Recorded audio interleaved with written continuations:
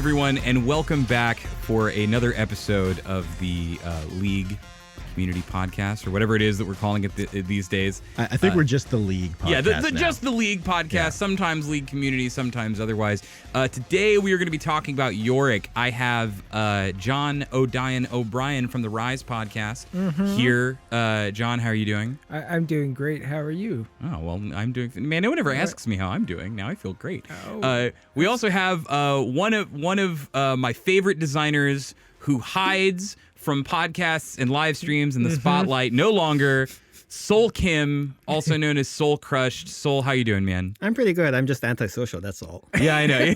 No, I'm totally fine. No, this is... I have always told people that if I ever ended up getting an item in the game, we would share it. And it would be the Scarred Soul Crusher. And it would be spelled S-O-L. It would be a big hammer. Because that is the bond that Sol Kim and I share, is a very powerful and destructive one.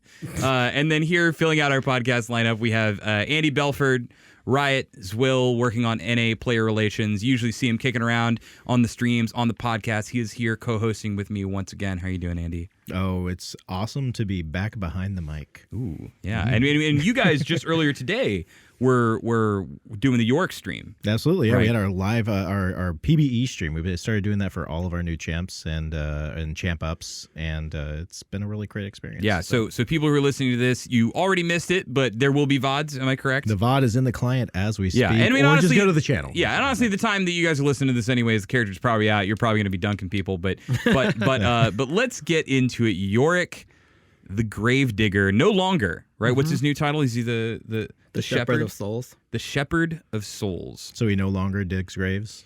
He does, but that is just a part of his identity now. Did they have a falling out or? Yeah. Well, you know, he and Graves, they no longer lane together It's anymore. so. I know that's. He's TF now. He's a TF now. Yeah. It's canon. It's canonized. I'm a little slow there. But no, I have to say, this is one that holds a lot of personal importance to me because I've been playing League of Legends since I think October 2009. I've been playing League of Legends for about as long as you can play League of Legends, and Yorick's introduction to the game was so weird because he came out and a lot of people, a lot of people felt that he was rushed because he was super, super broken. And then they nerfed him to being almost useless, and then after that, he kind of just stagnated for a long time, and he's kind of been the butt of a lot of jokes in the community, and just like Scion was when he was, large, greenish blue pizza feet Arnold Schwarzenegger guy, and he became one of the most metal champions in existence. When I heard Sol was heading up the Yorick rework, I was like, get ready for a banger. Like, this is going to be top of the charts, awesome rework. How do you feel like it has gone so far? It has definitely been an interesting experience, to say the least, basically. Yorick has, like you said, Patrick, like always been about, like, he has a lot of baggage attached to him. Like, if we did not like his gameplay overall. Like, when you were playing as the character, there was a lot of stuff about it. He had this, like, an identity as a minion kind of character that we need to figure out how we could actually translate into League, all that kind of stuff. So, yeah, it's been a long and, like, interesting experience. Right. So we have Kled and Skarl. We've had Quinn and Valor. Last year we had Lamb and Wolf. And we have a lot of these characters that feel like dual champions or feel like they have extra, pets or things that you might want. And players are always like, when can I get pet controls? Something that feels a little better than like Annie and Tibbers. And we've always had some sort of limitations on the tech side, and no champion really revealed that other than Yorick, right? Tell me, what was it like trying to work some of his, that minion mancer feel, as people would call it, into this new kit with some of those limitations? So the biggest thing that, when we started working on Yorick was trying to figure out how much control he would have over his minions. Was it going to be full control? Was it going to be little control? Was it going to be no control? Like, what have you, right? So couple things that had developed by the time we were starting to create Yorick was that we had basically a full control version, not completely a minion mancer, but to some degree, a lot of what that kind of model exemplified was Azir. Azir had basically extensions of himself that he could basically fully control with some limitation, and do whatever he wanted basically. And then they were also untargetable and all that kind of stuff. They were not actual minions, but the general idea was fairly similar, and the space was fairly similar, if you will. So Okay. the route that we decided to take was that there were a couple of reasons that we decided with the uncontrollable, like more or less uncontrollable with like some elements of control model. One being we wanted a lot of minions, and generally we didn't want the amount of like a micro that would like come with the ability to like control like 4 or 5 whatever amount of minions. So yeah, we were thinking not like StarCraft here, where you're like, No, I'll we- send these 2 minions We're there not and these 2 StarCraft, minions there. basically. Yeah. Exactly. And then we definitely wanted an army, if you will, not like 1 or 2, because like that's the entire point of like undeath and like ghoul armies and all that kind of stuff, where like you have like more than like a few significant guys. It's like a lot of insignificant guys is generally the fantasy that you generally go for. So from there was also the fact that like we wanted Yorick to stay like a beefy, burly kind of character, because him on live, Yorick on live is very burly and very, very beefy. Yeah. He has like very. He walks with a limp, but he's cut. Yeah, he has like he has a bad posture and all that kind of stuff, but he's like definitely like His parents are very, very upset with his League of Legends experience. Honey, sit up when you walk. And so John, these, as Soul's talking about, all them being an army versus not, or mindless versus controllable. Well, they're not even really ghouls anymore, are they? We're calling them Mistwalkers. That is correct. Tell me about his relationship to these beings. Well, we wanted a better word for ghouls. I think they're still essentially that. Yeah, they're still. But we wanted something a little more, maybe ownable. Than Yeah. ghouls, than the common noun ghouls. But yeah, he's a messed up guy who has not had much contact with humans in a long time. And all he has to talk to are these undying gobs of flesh that live in the Shadow Isles with him. And What is it with you working on these crazy hermit was just champions, thinking about John? that. Yeah. You're like Yorick, Rise. They stay away from people. They talk to objects. They're timeless, and Yeah. they don't have friends. I'm seeing like a fantasy, maybe somebody specific's fantasy playing out here. Yeah. I think it's real life for me. John, do you wish we were all Not having undying friends. gobs of flesh right now? I just want friends. That's Yeah. what I'm trying to express. Through, All right. through this. So you're saying that he kind of really only talks to these guys.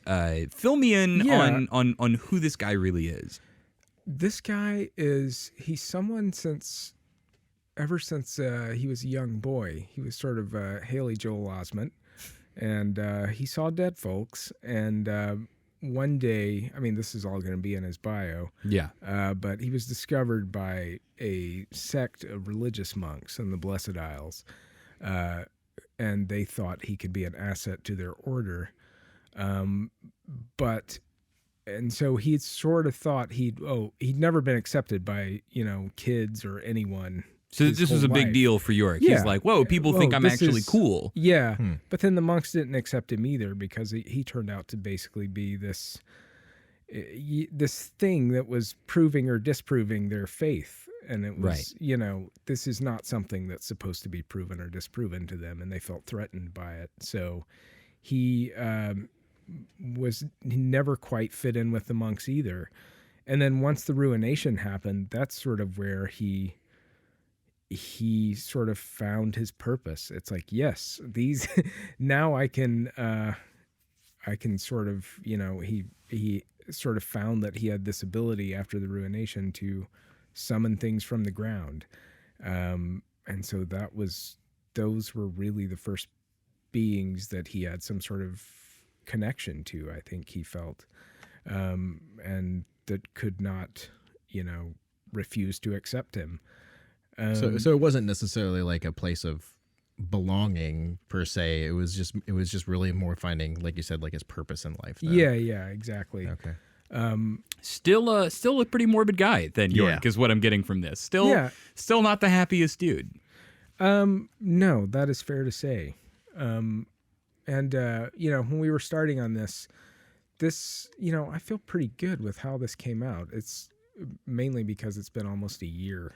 Yeah, it has been a long time. Figuring things out on him. It's been fun because players, we always do this with every project and with every release, right? People are like, when's the Yorick rework? And we're just like, sitting on it. And like, even we were doing the live stream with Greg Street last week, and everyone's like, when's Yorick coming out? And we're just like looking at our watches being like, you'll see the GIF on Friday. Like the model's going to start coming through. Like, and I know this was so hotly anticipated that even internally everyone was like, oh my God, I can't believe that dumpy old character. Shout outs to the people of you that do play Yorick, out in the crowd, but that guy was being updated. It was actually hard for me anyway to find somebody who loved playing old Yorick, because I wanted to find out what they liked about him. And this guy comes up to me and he says, you guys are doing the Yorick rework. And he was a rioter. Yeah. And I was like, yeah. And he's like, he's my main. And I was like, why?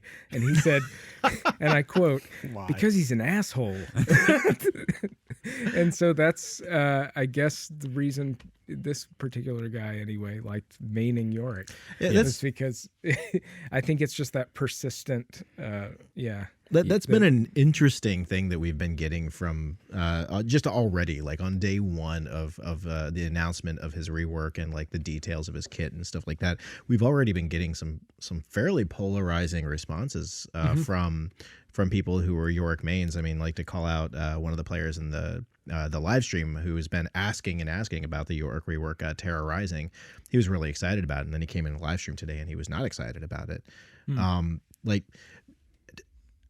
How challenging was it to kind of keep this patchwork, like, or this mishmash of what a character he was before? Like, he didn't really have a lot of focus before, right? He's a weird character because he's sort of like half a Shakespeare reference. Yeah. And you're like, well, okay. I knew him well. But, right, exactly. Well, it's actually interesting that you bring that up, just to say, because when I have a lot of ties to Karma, as some people who listen to this may know. I was tasked with reworking Karma, and Karma, everyone was like, but it's in her name, Karma, right? And I'm like, yeah, man, I don't know what to tell you. We shouldn't have made a character with a yin-yang dress that was named Karma, right? Like, that's, it's like if we had released Garen and his name was Justice, right? And it's like, well, I don't know how we can really flesh him out anymore after that. Right. Yeah. Right? And I feel like, Yorick was kind of one of those when I kid you not, when he came out and was revealed the first time, players in the community were like, oh,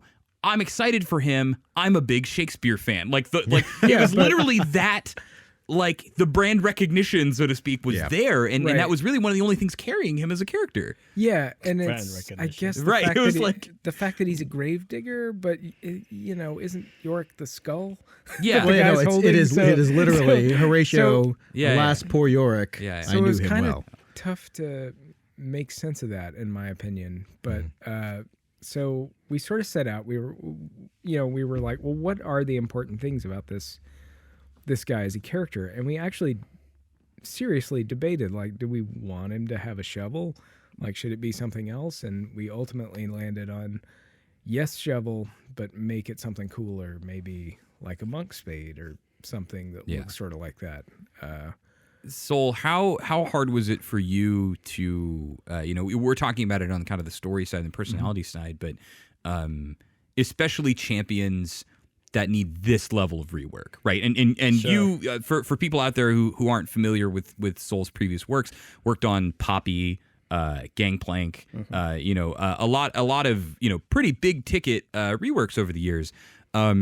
But even with Poppy, right, where we knew at the beginning, it was like, well, that alt is gone. Yep. We got to make a whole new set of abilities.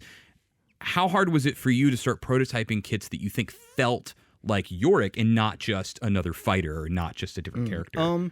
Actually, on Yorick's side, it was relatively on the easier side, if you will, compared to, like, I would say Poppy or like Gangplank. Mainly because Poppy, I'll just refer to Poppy. Go for but it, man. Poppy basically, other than the fact that she was a hammer and was a Yordle. I mean, she was a Yordle that had a hammer. There was nothing about the character like that actually felt like, some kind of actual thematic. Like, okay, she's a fighter. Yeah. She's small.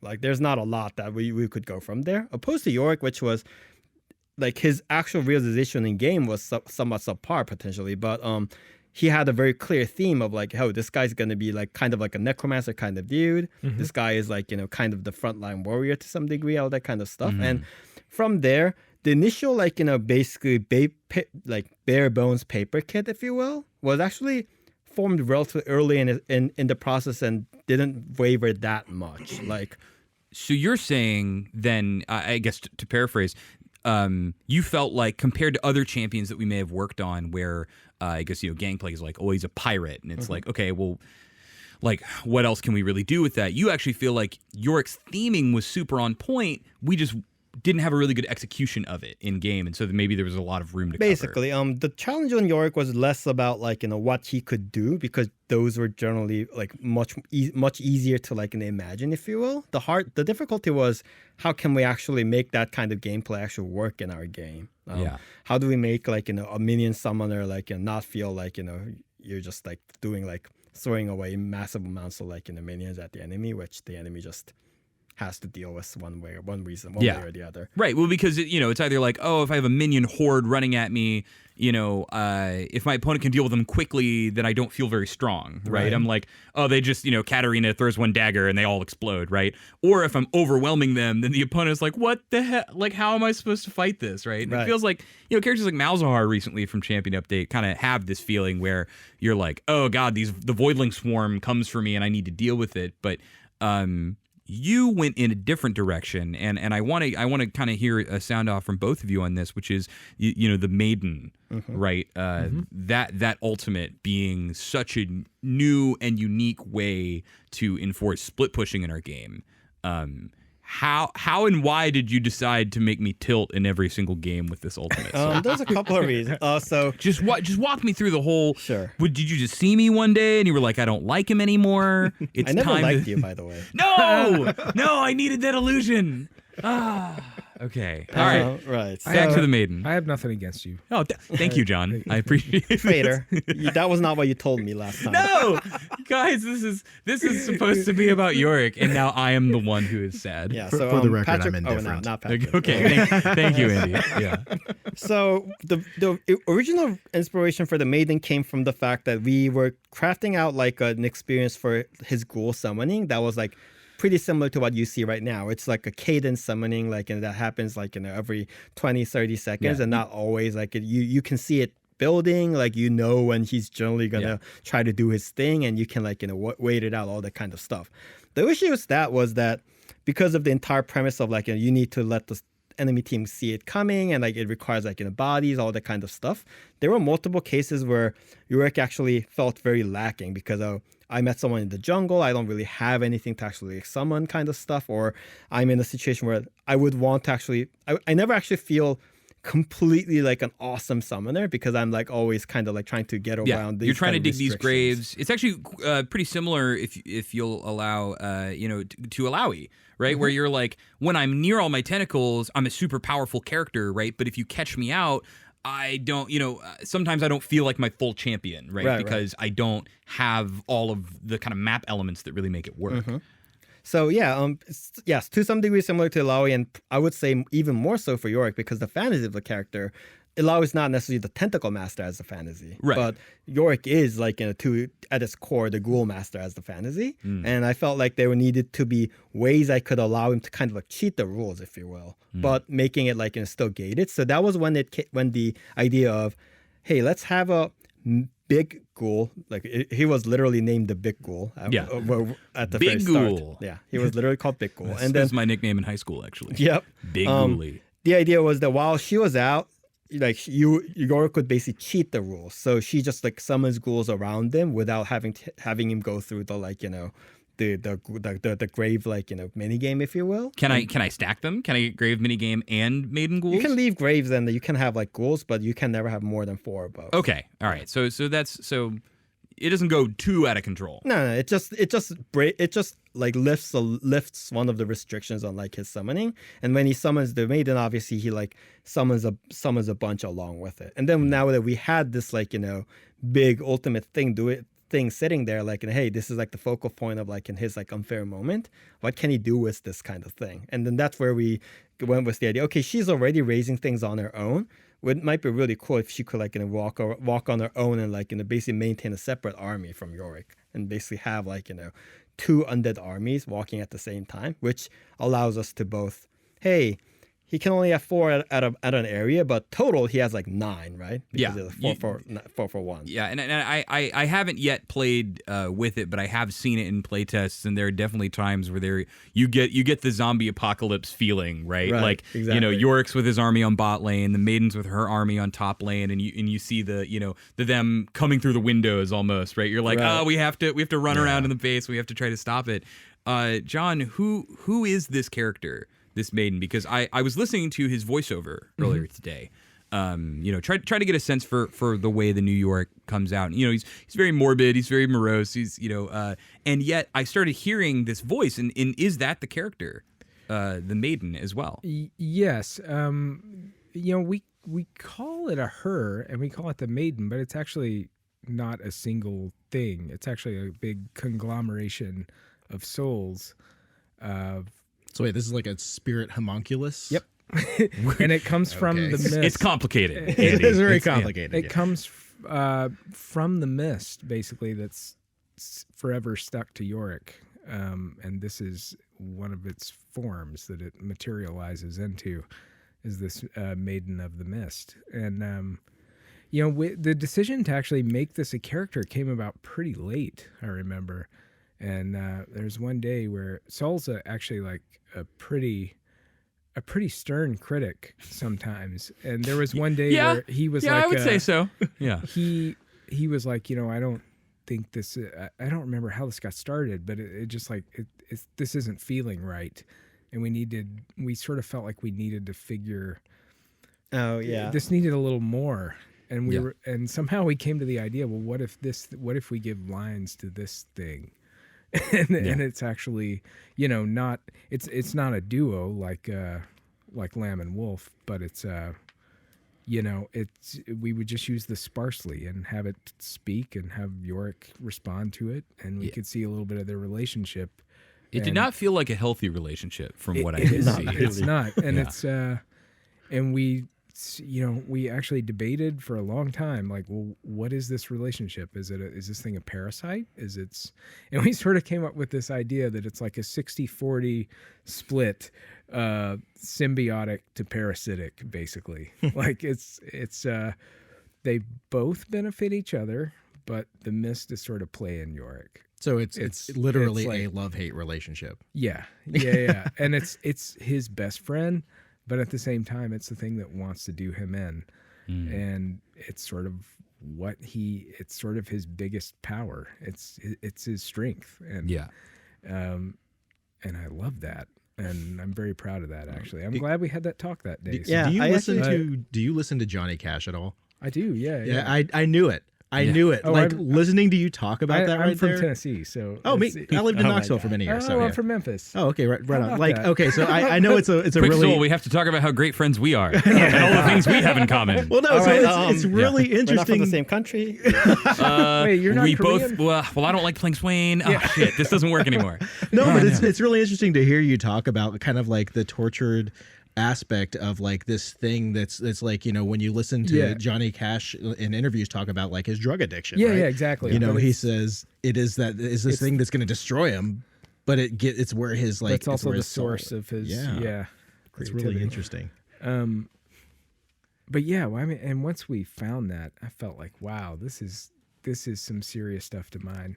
Yeah, I remember that like that talk actually. Like I think it was because I felt that the character, when he did not have the mist to like talk to, and like it was like just the one guy like and talk about this stuff. He felt a little monotone because he was all like we didn't want this character to be like bloodthirsty or anything, and he was like stoic kind of thing. And when you have a stoic character talking to himself like just on and on, it kind of gets like really like one dimension. It starts feeling really one dimensional. It doesn't really feel like it's an actual character. And the idea was that we would have like a foil for for Yorick, basically, if you will, that he would talk to, and then she would try to like tempt him into doing or weaken him, that kind of stuff. And Yorick would have like, instance where he could like show off the strength of his character by being able to like, resist this kind of like, thing that's been going on for presumably like hundreds of years or whatever, right?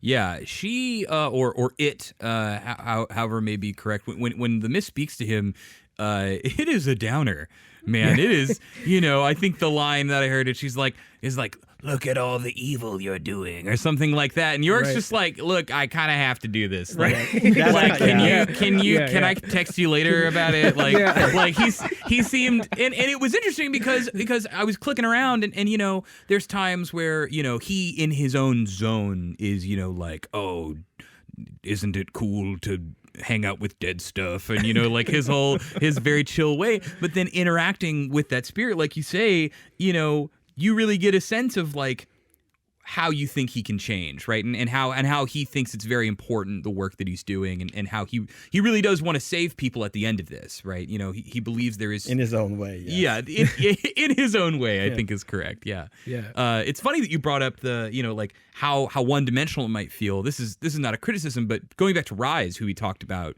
some months ago, I had put in a lot of Rise games after that, and his thing almost is the hermit talking to himself, right? Like you get a lot of the, he's so serious, and I was laughing at how serious he really was. It's like Rise really cannot take a break from being just, he's like, what's on my back? That's none of your business. It's like, I remember when I used to be a human or whatever, and you're like, damn, Rise, tone it down a little bit. I think the differences between them are kind of interesting, and we've had this conversation too. Yep. I think Rise thinks things can be saved, and I think Yorick thinks things have to be destroyed to be saved, because I don't think he thinks he can correct the ruination really. But I think he thinks he can get those souls to the afterlife, but to do that he's got to sort of wipe everything out. He's got to start over, basically. A little nihilistic, but but yeah, and I think Yorick is so far is more removed from humanity than Rise even. I think Rise remembers things that he liked about being human. I don't know that Yorick does. I think it's so distant to him. Would you say Yorick is like the purest version of the anti-hero in our game then? Ooh, maybe. Yeah, I mean, there was, when we were, busting out the literature terms. Yeah, we were having when we were discussing him in pod meetings, we would come to like Spawn a lot of the time. Like, who's a guy that is kind of vile in nature, but has good intentions, I guess, or is using that for a noble purpose. Right. And that's Yorick, I think. He's got this awful power. He wants to do good things. He has he has good intentions. Like, his end goal is not just to enslave people and make them do his bidding, like Thresh or somebody like that. Right, or like a Mordekaiser, maybe. Yeah. And it's almost very defeatist the way that he is, right? That he's like, well, it's like I don't believe, either because the mist has made him believe this, or he truly doesn't, believe that he can do good for the world, right? Yeah. And so he's like, well, in light of that, the only thing I can do, right, is try to bring about some end, and then after that, get us all out of this limbo we're stuck in. Right. I think I can do that. Yeah. So he has good intentions, but his actions are objectively not good. Like, the one guy that's who's his actions are not good at all. Like, I think another comparison I might draw is like Vel'Koz is the funny version of this. Right, it's like Vel'Koz. He's doing some good for someone, right? He's doing science, he's doing experiments, but he's like at the cost of you and your family and your flesh and stuff like that, And he has a very silly tone to it. I think Yorick is a very serious one. Sol, I want to go deep on some game design stuff with you here. So I apologize for people, but we about to get heavy. I want to talk about the nature of split pushing. Right. And I've even told you that I want you to do like a presentation on it, because I think, to share a little bit, for years now, split pushing has been, I think we have been in a love-hate relationship with it as a mechanic, right? Because it's, everyone has memories of when the Yi or Twitch or Tryndamere just destroys all your towers, and you're like, I want to go fight that guy, but I can't leave my team because then we'll lose, right? And you're kind of in this no-win scenario, right? And it feels rough. But then when you're able to pull it off on the other end, right, it feels exciting. And it's always kind of been a release valve because it's like, are we really going to give Tryndamere the tools to be a really good team fighter? No, right? And or Nidalee, right? For a long time, the question mark of Nidalee is like, well, what does she really do? And it's like, well, let her set up in a side lane and pick people off and be this advantage. And so when I heard that we were like saying Yorick is the split pusher, right? We're going to really enforce it. I know that took a lot of work on your behalf to understand the problem space. And so I kind of want to hear about it. Like, what, from beginning to end, what is it like making a split pusher, supporting a split pusher? Do you think League is ready? So honestly, there's like split pushing as a concept in our game probably needs a little bit more support at the systemic level. That's not like a champion, like per champion based. Right. That's like items, map stuff, things items, like that. map stuff, basically ways to fight it, like maybe make it like more exciting to deal with, all that kind of stuff. The fundamental issue with split pushing that I believe is that it is to some degree only done when the split pushing team knows they are winning, if you will. Like you will only do split pushing when you know that your solo laner that's split pushing will win against the other guy's solo laner. Basically, it's not something that's like, hey, this is going to be a fair situation. Like, no, you're not doing it because it's fair. But you're doing it. You're trying to put him in a hard spot. Exactly, you're doing it specifically because it's unfair, and that basically either requires the enemy to split off more than one person because 1v1 you can't win against that character. Yeah, so you send two people to the Tryndamere, let's say. Right, exactly. And that to some degree is one of the fundamental, if you will, problems. Not even a problem, like the reason players sometimes react negatively to split pushing, because it is putting them at a very hard place, telling them you have to make this decision right now that you don't necessarily have a great answer to. Yeah. Send one guy and see him lose to the other guy, or send two guys and lose the team fight kind of thing, right? Yeah, so. or start a team fight and potentially lose your base as a result, right? There's no worse feeling than losing the 5v4 and the Nasus is like on your Nexus turrets, right? And so with him being allowed to now do, we talk about two lanes at once, right? As sort of a thing.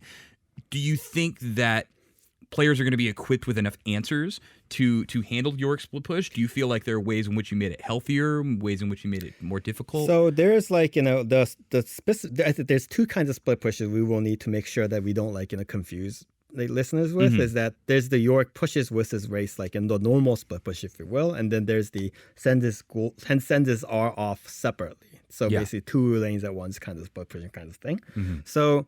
The reason that entire idea came into being was that one of the reasons that split pushing is sometimes a frustrating experience to play with even is the fact that you never see your actual top laner be with you, if you will. Yeah. I have a Tryndamere who's split pushing all the game, and that generally means that the Tryndamere is not ever seen by you ever. Yeah, you don't ever see he may be guy. the reason you win, right? Yeah. But you don't feel a lot of association, I guess, is what you're saying to the character. One of the motivations with trying this model was that I was hoping for a case where Yorick could actually stay with his team and feel like he would obviously be 0.7 a champion or kind of thing without his ultimate out there, but still you feel his presence and you feel the need to coordinate all that kind of stuff, while actually having that character's presence with you sometimes, so that was one of the experiments with that land. And fighting against, the idea is that the Yorick is much weaker, obviously, without his ultimate, and the ultimate obviously pushes. It pushes on its own, but it pushes much slower than a normal champion would. Right. So the enemies have a window to actually engage, and hopefully if they're not losing hopelessly or something like that, should be able to potentially win the 5v5, but Yorick's half a champion or whatever you call it at this point. So you would say then to kind of, I think what you're getting at here is you're saying, well, if the maiden is off on the side, or I don't actually know what we should be calling it. I just hurt. could call it the maiden. Yeah. If the maiden's off to the side and as long as you can maybe defend or wave clear middle or somewhere else, you can probably deal with it. It probably won't threaten to kill you like maybe a Zed or Fiora would. No, it would. It does not. And then upon doing so, Yorick's team has got to get the hell out because now if you engage in them, even with a 5 team, you're saying Yorick's contributions are probably going to be significantly lower without that maiden to back him up. Either you have the choice to potentially engage on that 5v5 while the maiden's up and then try to win that and then deal with the maiden later because the maiden obviously pushes slower than a normal champion, or you could try to make it so that someone can actually kill the maiden quickly and then come back and join the team fight and make use of the relatively long cooldown timer on that ultimate to do push your advantage somewhat. The maiden is intentionally, that's kind of the entire reason behind the mechanic of when Yorick's hitting something that the maiden is hitting, he deals bonus damage, and the maiden's base damage is actually fairly low because when the maiden's alone and the champion's trying to engage it, she doesn't get just killed by the maiden. If you're just hitting them. Yeah. So maiden kills are probably pretty rare, is what you're saying. Basically. Yeah. Well, as in a 1v1 scenario, I imagine when a big fight happens and he summons the army, all bets are off. Yeah. Sometimes it'll happen, but generally the idea was that I wanted to lower the amount of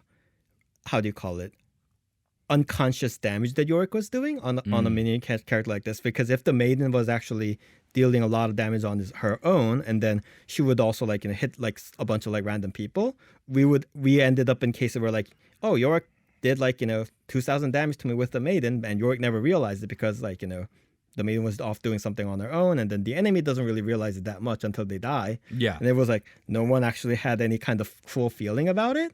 So what we did was that, okay, let's remove actually a lot of damage from the maiden's normal attacks, but push it into this proc effect, which requires Yorick to be actually hitting what the maiden is hitting, which makes it much more tied to Yorick's actual actions. Yeah. And allows enemies to gauge the threat of the maiden much better, where oh, Yorick's not with her?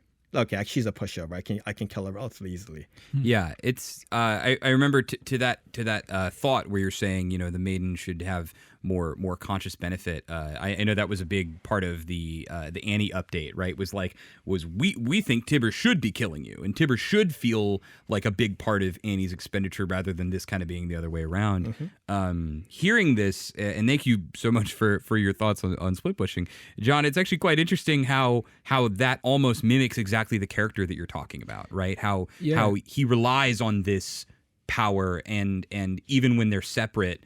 Or maybe working at odds, they are still really linked. Mm-hmm. Yeah, that's correct. And I when we test played it, I actually didn't find the maiden to be that weak. I think she got my only kills. Yeah, I was testing Yorick. So, well, there were also versions where she was. There were multiple versions. I'm not exactly sure which one you played. Yeah. So I guess to everyone out there who is soon to be split pushing against Yorick's ghouls army, just I guess be very glad that you weren't in the one where it was super lethal. There were versions that was much more lethal than it is right now. Well, I also remember you were testing a version where you got very specific rewards for killing the maiden. It was if you go out of your way and you kill the ghoul, now maybe you're stronger when you decide to come back and fight. Right. We toyed around with those kinds of things, and then ultimately it felt like Yorick was buffing the other team. So this is probably not the kind of sensation we want to give. Yeah, that's it's a new objective, everyone. Yeah. Hey, Yorick's giving red buff to the other team. Which is funny because that's old Yorick. A lot of people are so my 80 carry gets to feed twice is what you're telling me. Is I just give him 2 kills. Oh God. And this is for people out there who don't notice this. I think it's an understatement to say that Yorick on live, as many players know him, is a buggy champion. Oh yeah. I remember at one of the syncs, one of the earlier company-wide meetings I went when I first started here, they mentioned the number one cause of bugs was something to do with patch timing and redeploys, right? The number 2 cause of bugs was Yorick. And the number 3 cause of bugs was Karthus. Oh, wow. And we were wow. More than we're talking Yorick had more bugs than all other champions combined at one point. And it's almost been this never-ending joke to me as a player, where it's like I'll get my one of my buddies who actually loves Yorick. He'll send me a picture where he did something like 65 million damage in a game because the Yorick ghouls, when they expired, would deal true damage to themselves. And so you think about as many ghouls over a game, and it's in your end game screen, or the ones where Yorick feeds something like 64 kills to the enemy team every time they kill his ghost or something like that. There's just... The character has been insane on that front. And so I remember taking on Yorick it was like, all right, guys, we have to do this for like the future of League of Legends. It's like an Armageddon situation. I thought that's why we introduced the character Azir. Yeah, So there could be a new champion. Yeah, so there could be a new champion that was too buggy. Yeah, Azir and Yasuo. Azir's like, Azir's bugs are generally confined to him. In this case, if you will. Azir wishes he could have bugs like Yorick. Yorick's issue is that he was actually bugging out every other champion that existed in the game because of his ultimate. That caused that zombie thing. Well, because if in zombie mode, who's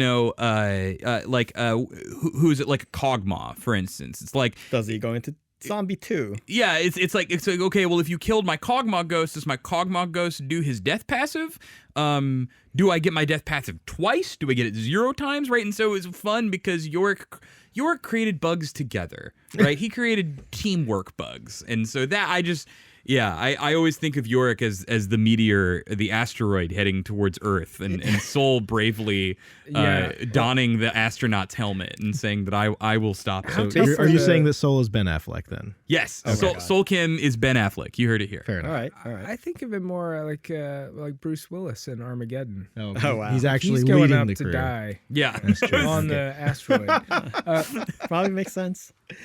Yeah, the funny thing is, now that you mention it though, Yorick basically required every single champion that was made after the character, and even before the character, because he came into the character, to actually special case a bunch of interactions with Yorick's ultimate just by the character existing, and those were not easy. And I've had multiple developers literally come up to me and then, Sol, you're doing God's work by getting rid of that ultimate. And the reason that I bring it up, partially because it's fun to look back on the history of things, but because I know that there will be some people, and there kind of already have been some people who are they miss the old ultimate, right? Because it did have a strategic component, right? You would see for a time, I think it was season 2, there was Yorick Cassiopeia, Yorick Rise, totally. right? Where we always had this incentive on it to be good with 80 carries because it had like 80 ratios, but it was cool to be like, who is my machine gun ultimate sustained damage mage, and then let's keep them up,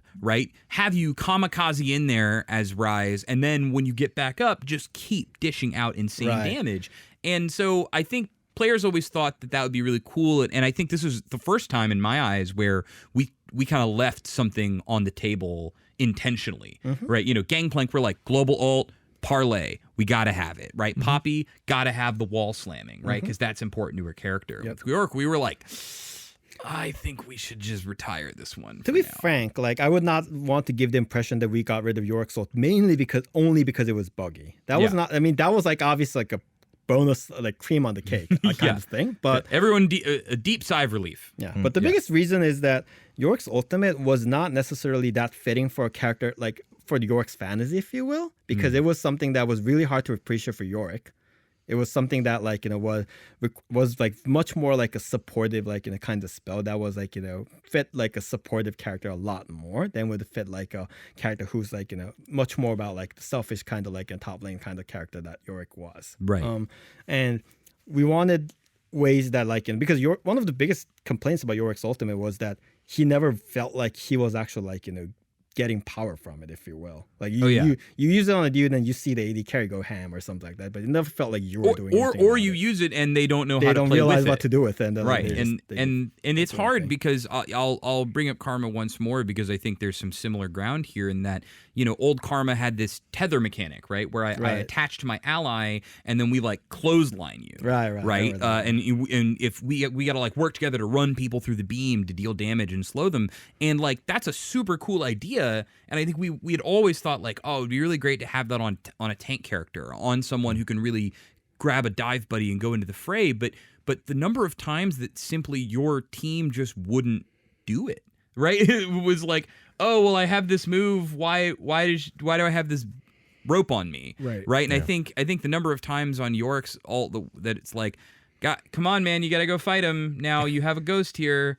You know, no, you don't want to die explicitly. You may want to stay alive. There's just so much confusion around it that I think it was very hard. You know, I think this is not to say we couldn't have done it, but I think that call had to be made, which was, are we going to support it, and are we going to go to like Thresh Lantern levels of calling out this new thing you may have to learn, or are we going to try to do something that more fits the fantasy? Honestly, I would not be super surprised if some designer like down the road decides to like not exactly Yorick's Ultimate, but some kind of like that's in a similar vein to Yorick's Ultimate on like a supportive character.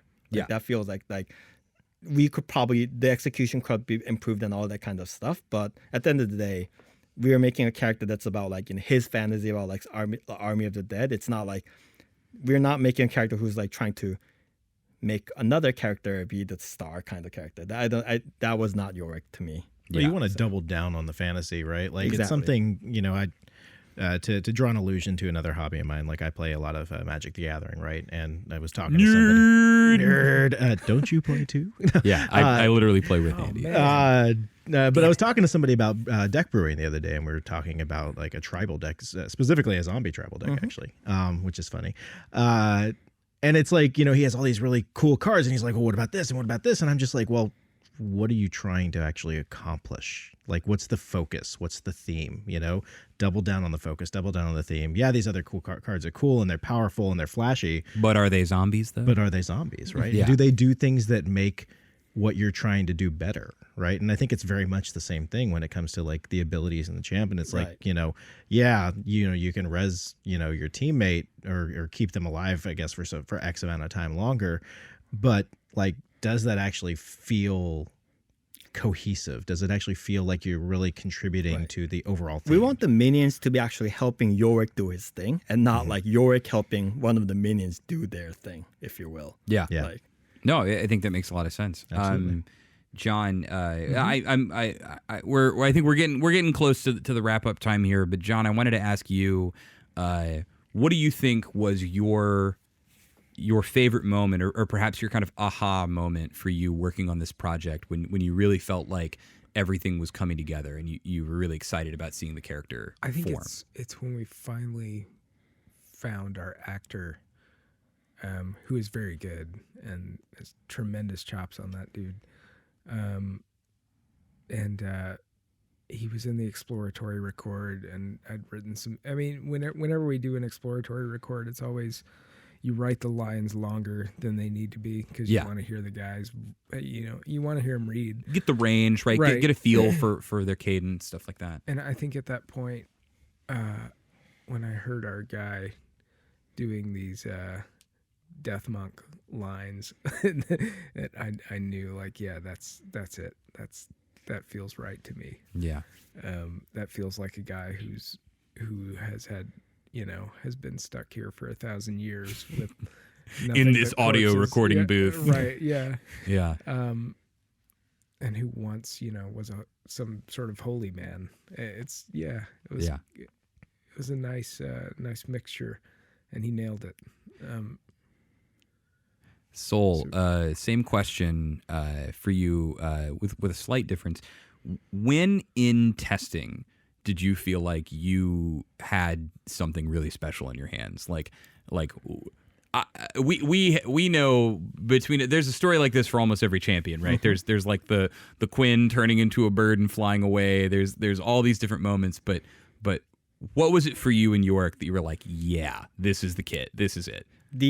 Honestly, the biggest moment was that, like, I don't even remember who it was, but when we got the Q spawning mechanism to a place where like it was really fun and like, you know, to play with and like run down the lane with, and people were giving me feedback like, hey, I literally just want to Q the wave like my entire game. I just want to like, even if it's bad, even if it'll get me killed. I don't care. I just want to like, you know, make the goals and like, and have fun with these things. And like that was when it was like, okay, there's like a very core like a fundamental fun thing here, and then we can definitely build from here.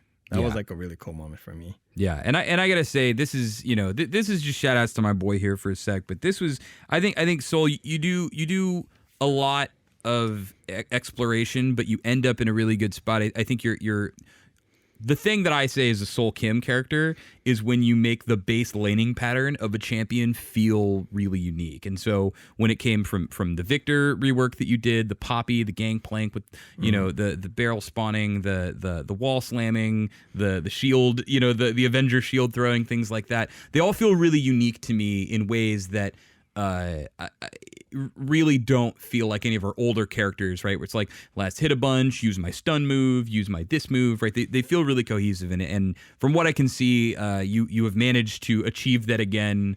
Especially, I love the ghoul wall. It's super cool. It's kind of gross actually. Like It is, yeah. I like that all of Yorick's ghoul stuff, his undead stuff, is very fleshy, very gooey, and it's sort of, you know, it's very uncomfortable, but in a good way, right? Viscous. Yeah, is like a good word. kind of Right. what you would Yeah. expect. It reminds me of like the WoW stuff, like Nexramas and like all these, like some of the popular forms of necromancy where they have like weird putrid vials of just some crazy necro stuff, and he's got a lot of that going on with him. So guys, thank you so much for coming by and talking about Yorick. Andy, thank you for coming by and talking about that zombie deck. No, I'm kidding. Much love to all of you guys, and for any of you out there who are listening to this, go ahead, do the whole like, comment, subscribe, share with your friends, share with your grandparents. I want every one of your grandmothers to listen to this specifically. I think she'll love it. I think we're a great cast of people. So Review us on iTunes, yeah, please. review us on iTunes as well. Get other people in on it. And we will see you guys for the next one. Who I don't think I can reveal, but You cannot. yeah, But he thanked me for getting rid of Yorick's ultimate, though. yeah. Ooh, yeah. Spooky. All right. Anyways, it's been fun. Thanks again for listening. Thanks again for being here, guys, and we'll see you next time. Thank you, Patrick.